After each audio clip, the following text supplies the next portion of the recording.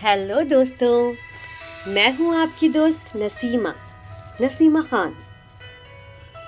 तो जो आज मैं आपको कहानी सुनाने जा रही हूँ उसे मैंने खुद लिखा है।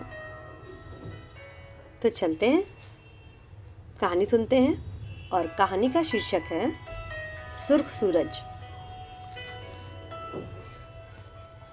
दूर कहीं सुर्ख रंग का सूरज क्षितिज में समा रहा था और सूरज के सामने परिंदों के उड़ते झुंड को देखकर शोएब को यूं लग रहा था मानो उसी के अरमानों के पंखों को कतर कर ये परिंदे लिए जा रहे हैं।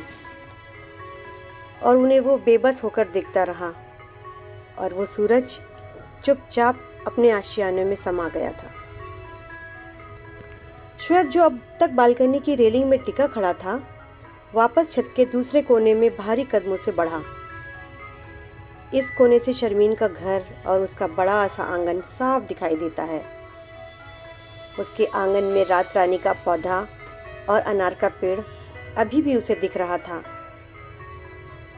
आज सब कुछ वैसा ही था।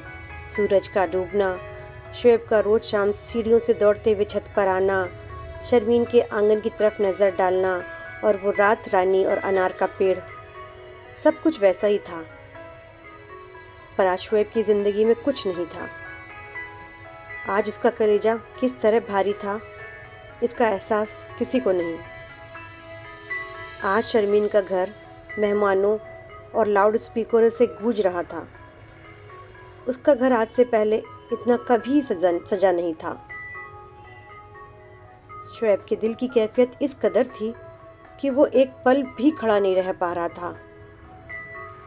वो चुपचाप ज़मीन पर बैठ गया।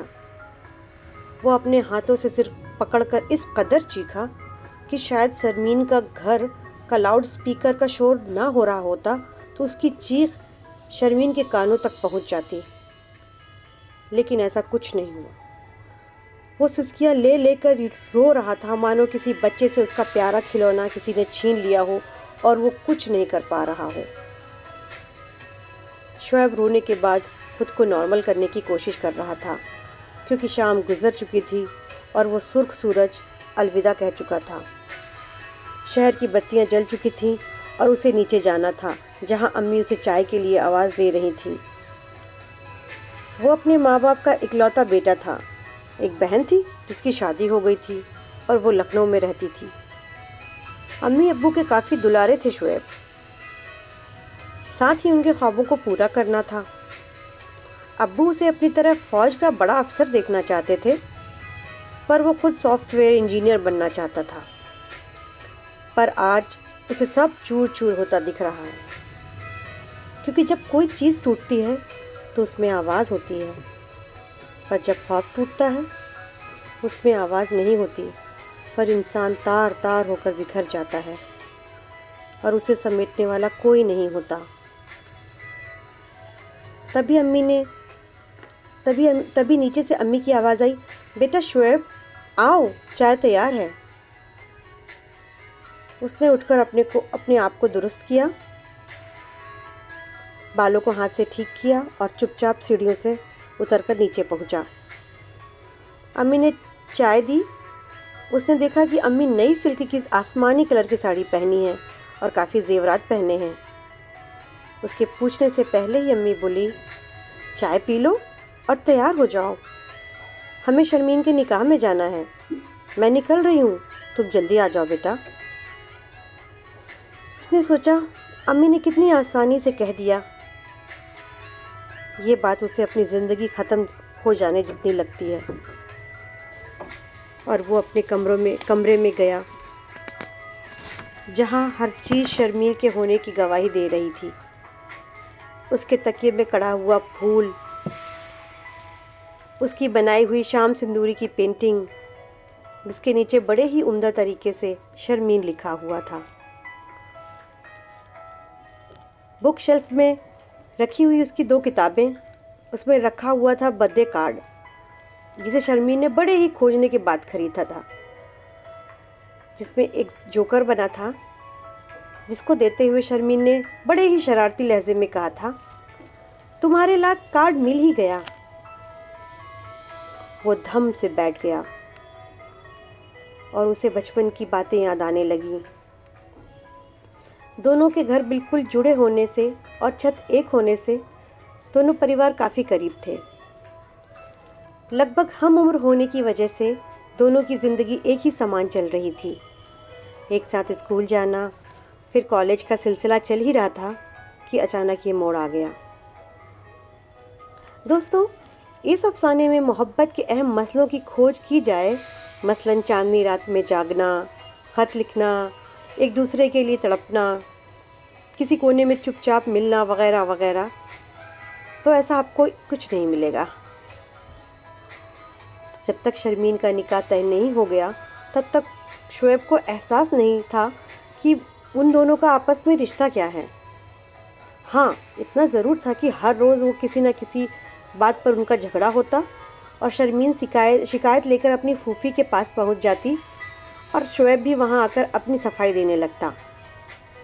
शर्मीन कहती, मैं तुमसे कट्टी कर लूँगी और फिर ज़िंदगी भर बात नहीं करूँगी।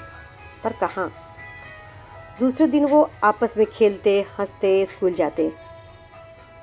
शर्मीन अक्सर उसे मजाक में जोकर कहती और हर साल बर्थडे पर जोकर वाला कार्ड देती।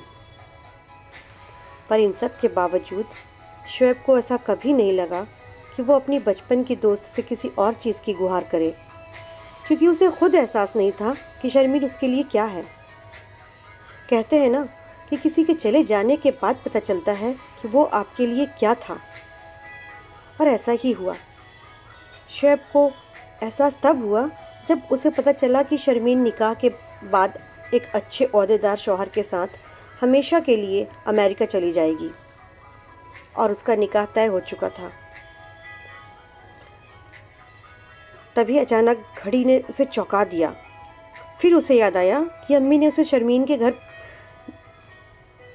पहुंचने बोला है, और वो धीरे धीरे कदमों से शर्मीन के घर पहुंचा, जहां सब लोग जमा थे।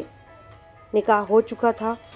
वो अपनी अम्मी को देखता हुआ वहां पहुंचा जहां सारी औरतें और दुल्हन बनी शर्मीन बैठी हुई थी। सुर्ख आंखों से शोएब ने शर्मीन पर नज़र डाली।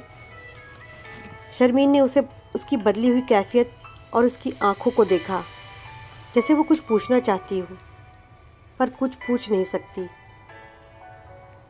तभी शोएब की अम्मी ने उसे डांटते हुए कहा, बेटा इतनी देर क्यों लगा दी, कम से कम निकाह के वक्त तो पहुंच जाते। और वो कुछ न कह सका और बाहर आकर बैठ गया। तभी विदाई का वक्त हो गया। सारी औरतें शर्मीन से लिपट कर रो रही थीं।